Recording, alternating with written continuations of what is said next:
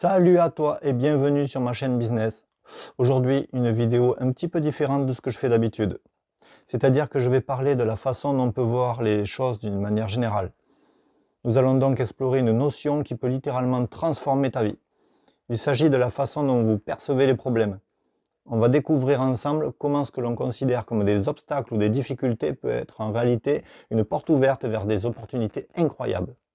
Commençons par une réflexion simple. Pourquoi voyons-nous les problèmes comme des problèmes? En réalité, la perception des problèmes est souvent influencée par notre état d'esprit. Quand quelque chose ne se passe pas comme prévu, notre première réaction est souvent de penser au pire, de voir le problème comme une impasse. Là où certains voient un mur infranchissable, d'autres y voient un défi à relever. Prenons un exemple concret. Imaginons que vous perdez votre emploi. Pour beaucoup, c'est une source de stress énorme. Mais si l'on prend du recul, cet événement peut être l'occasion de se réinventer, de découvrir de nouvelles passions ou même de démarrer une entreprise. L'idée, c'est de se dire que chaque problème contient en lui les germes d'une solution, d'une opportunité. Il suffit de savoir où regarder. De nombreux entrepreneurs ont construit des empires en transformant des échecs en réussite. Steve Jobs, par exemple, a été renvoyé d'Apple, la société qu'il avait fondée. Mais c'est cette épreuve qui l'a poussé à créer des produits révolutionnaires lorsqu'il est revenu chez Apple.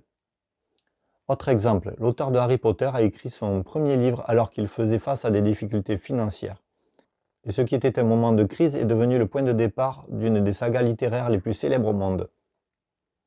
Alors comment pouvez-vous, vous aussi, transformer vos problèmes en opportunités?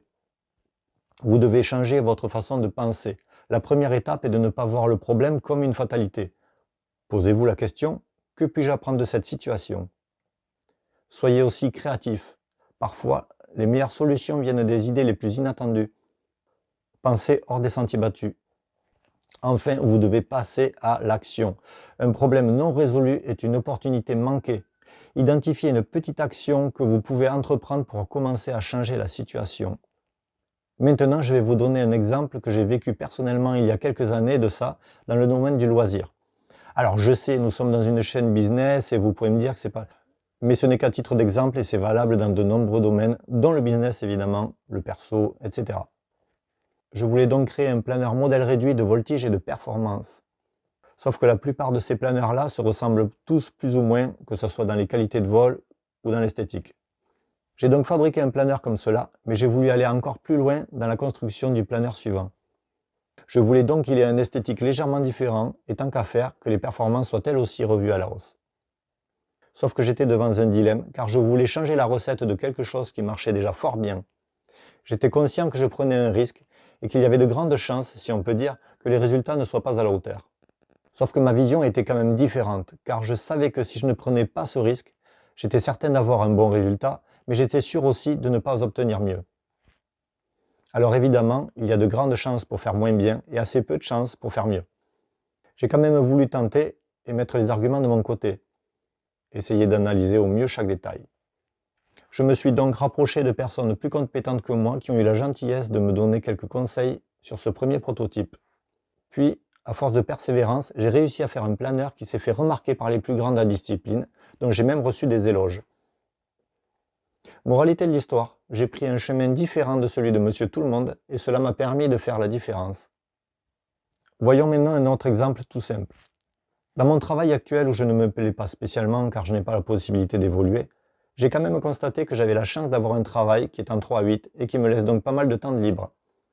Je me suis donc plongé dans l'investissement, que ce soit en location de voitures entre particuliers, puis ensuite dans l'immobilier au rendement. Entre autres, cela me permet d'avoir d'autres sources de revenus complémentaires.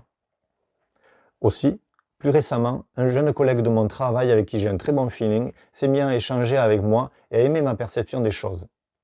Je lui ai alors dit qu'il était jeune et que dans notre travail nous avons pas mal de temps de libre, du moins en dehors de notre travail, et qu'il fallait en profiter pour essayer de se servir de ce travail-là comme d'un tremplin dans la vie. C'est-à-dire de travailler beaucoup à côté de son emploi qui lui assure déjà des revenus fixes. Et ce travail à côté lui permettrait de lancer son business, de faire quelque chose qu'il aime.